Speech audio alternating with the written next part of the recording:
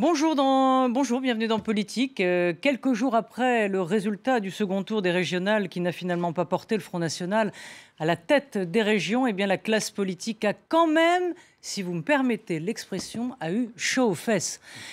Plus de 6 millions de Français ont voté pour le FN au premier tour et le parti de Marine Le Pen a enregistré 800 000 voix en plus entre le premier et le second tour, du jamais vu.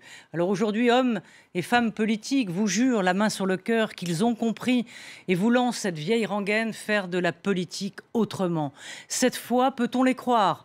Manuel Valls, en tout cas, se rêve en accoucheur d'une nouvelle recomposition politique, c'est le nouveau mot à la mode, qui pourrait faire travailler ensemble droite et gauche pour dégager des majorités d'idées dans l'intérêt général.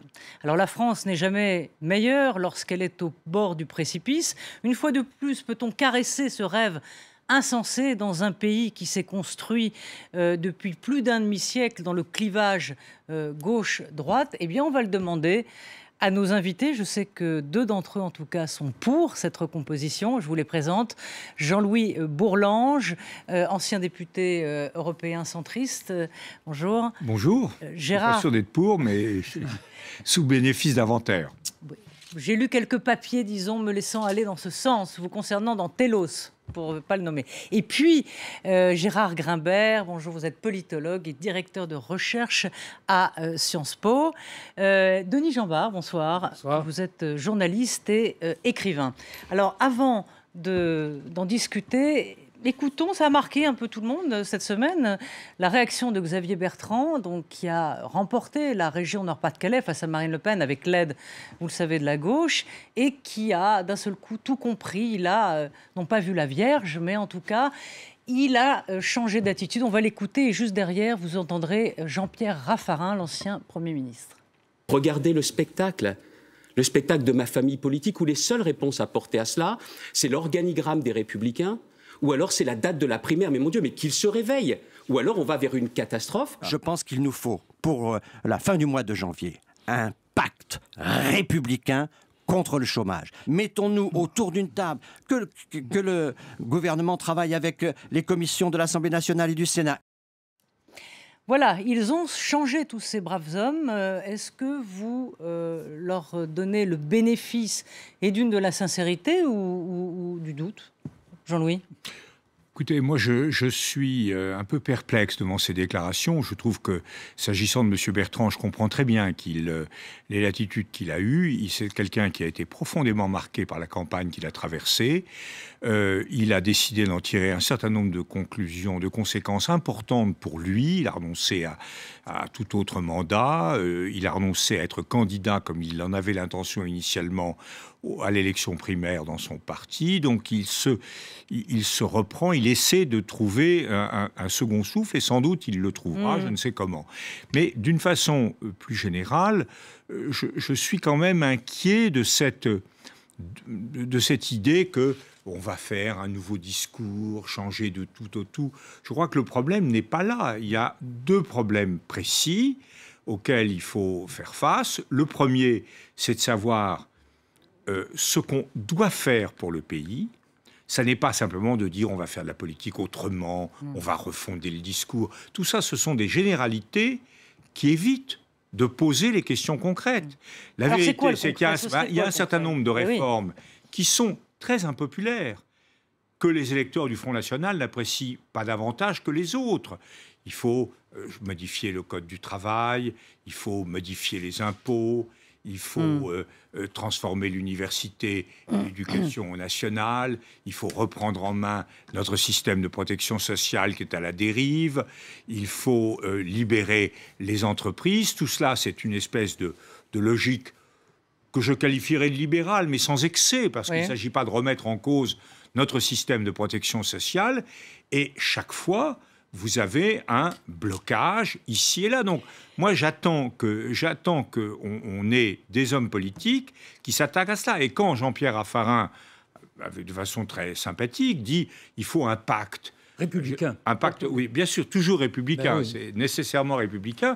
J'attends que, par exemple, quand le gouvernement actuel fait une rencontre sociale, ils ne disent pas, on ne parle pas du SMIC, on ne parle pas de la durée du travail, on ne parle pas de l'âge de la retraite. Et de quoi parle-t-on? Le problème de la politique française, c'est que c'est un magasin soviétique à la bonne époque, il n'y a rien à y acheter. Et il faudrait qu'on mette des choses à l'étalage pour que les gens puissent se sentir concernés. On va entendre Gérard Grimbert aussi, mais Denis... non, mais je partage le scepticisme de Jean-Louis Borloo sur toutes ces déclarations. J'accorde un crédit quand même à Xavier Bertrand, parce que, d'abord, il est cohérent avec sa démarche précédente. Déjà, il avait pris des distances, commencé à critiquer le comportement de son parti. Mais c'est vrai que, d'une certaine manière, on revit depuis dimanche un théâtre post-électoral qu'on connaît d'habitude, en plus dramatique, parce qu'il y a des questions fondamentales à se poser. Moi, il y a une question, alors vraiment, qui me préoccupe. C'est qu'on est rentré dans des grandes manœuvres, on essaie de se rapprocher, de créer un parti central. Mais on parle de la disparition de la droite et de la stratégie gouvernementale de François Hollande et de Manuel Valls qui consisterait à affaiblir tellement la droite qu'il n'y aurait plus que la gauche comme perspective face au Front National. Ça, je trouve ça gravissime. J'ai envie de dire qu'il faut sauver la droite dans ce pays. Parce que si on veut avoir une vie politique démocratique paisible, il faut qu'on ait une alternance possible, crédible. Alors évidemment... Oui, et pour ça, il faut noyer le Front National. Il faut le noyer. D'abord, et je reviens à ce que dit Jean-Louis Borloo, il faudrait qu'on ait des propositions claires qui soient capables de mobiliser le pays et qu'on sache pourquoi on vote. Ouais. Gérard Grimbert, concrètement, alors peut-être pas cette union nationale, hein, parce qu'on voit bien qu'à droite, ils sont contre, parce que ce serait un piège, bien évidemment. Mais on voit que Manuel Valls a envie quand même d'accoucher de quelque chose de différent, une sorte de gouvernement. Ce qu'aurait pu faire Chirac quand il a été élu en 2002 face à Jean-Marie Le Pen, au lieu de faire la politique de son camp, il aurait pu ouvrir, ou François Hollande aurait pu tendre la main à François Bayrou, ce qu'il n'a pas fait, ce qui a peut-être été une erreur. Est-ce que aujourd'hui, François Hollande peut abandonner ses alliés de la gauche et de l'extrême gauche, c'est-à-dire les Verts et Mélenchon et compagnie? Écoutez, moi j'ai été beaucoup surpris dans la presse, en particulier aujourd'hui. Je regardais à la fois la une du Parisien, la une du Figaro, qui étaient les mêmes d'ailleurs, avec la même image présentant Manuel Valls penché sur le président de la République. Moi, je n'aime pas cette analyse. Je ne pense pas qu'il y ait un accord absolu de stratégie entre Manuel Valls et François Hollande, pour des raisons assez évidentes. Je crois que Manuel Valls, depuis très longtemps, estime à tort ou à raison, un peu ce que disait Tony Blair dans les années 90 en Grande-Bretagne, que le clivage gauche-droite tel qu'il fonctionne, enfin tel qu'il est structuré en France, ne fonctionne plus, ne produit plus rien. Oui, mais nos institutions sont construites sur ce bipartisme. Oui. En partie, c'est d'ailleurs tout le problème.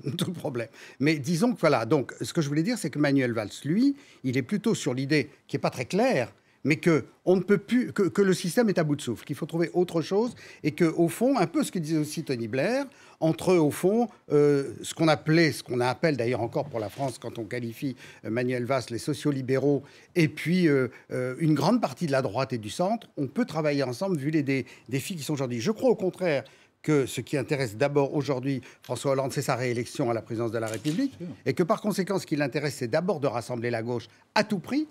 Et donc, alors ça, c'était un point... Je ne crois pas à cette explication, qui sont tous les deux fondamentalement d'accord. Je ne dis pas qu'ils sont fondamentalement en désaccord non plus, sinon ils ne seraient pas là, mais ils ne sont pas fondamentalement d'accord. La deuxième chose que je voulais dire par rapport à cette idée de recomposition, c'est que aujourd'hui, et c'est normal après ces élections, on a surtout parlé du phénomène Front National.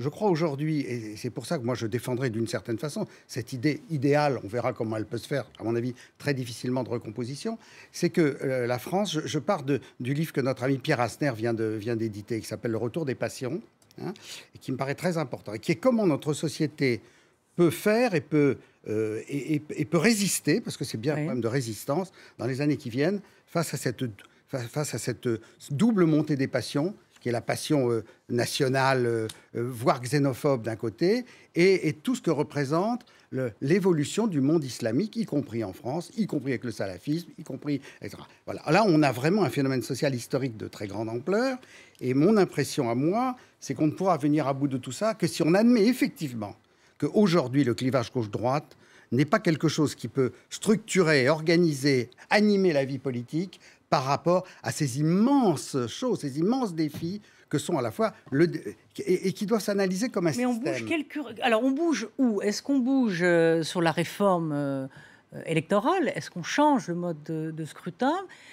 Comment concrètement on fait? Parce qu'il reste quand même qu'un an et demi, aller voir 2 ans avant l'échéance présidentielle. Comment on noie le FN dans la nouveauté? Je crois qu'effectivement, si on fait on veut faire une recomposition, on ne va pas simplement, pour reprendre l'expression de Pierre Mauroy, ouvrir les guichets de l'ouverture, comme on disait en 88. C'est pas ça. C'est du déjà vu, oui. Il faut effectivement refaire un pacte entre des formations qui sont, je ne dis pas en situation d'égalité absolue, mais qui sont en situation de complémentarité et d'association. Or ça, nos institutions y sont fondamentalement opposés. D'abord, l'élection présidentielle, qui est une élection à 2 tours, avec 2 candidats et 2 candidats seulement au 2e tour, et donc qui est l'élection bipolarisante absolue. Alors certains, par exemple le groupe de travail de M. Bartolone et de M. Vinocq, avaient proposé de marginaliser le président de la République, de dire il est élu puis il ne fait plus rien. Mais et le gouvernement, c'est autre chose. Ça ne peut pas marcher. C'est ce qu'on avait appelé la 6e République à un moment. Ça ne peut pas marcher. Les gens ne vont pas se déranger pour élire le président de la République et lui demander après d'aller inaugurer les chrysanthèmes.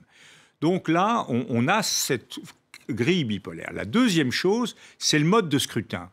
On a un mode de scrutin majoritaire à 2 tours, d'ailleurs imparfait, puisqu'il tolère des triangulaires au 2e tour.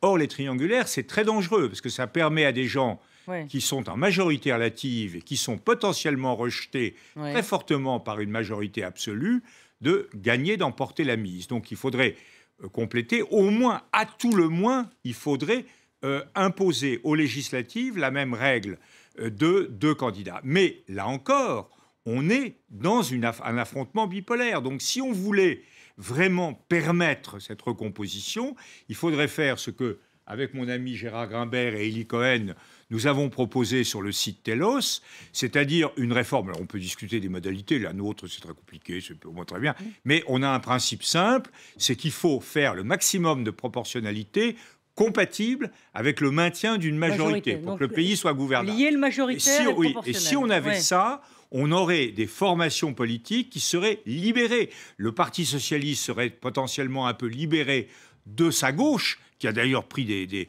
coups dans la figure, et l'UDI serait plus autonome, plus épanouie par rapport aux Républicains, et on aurait donc beaucoup plus de souplesse dans le jeu.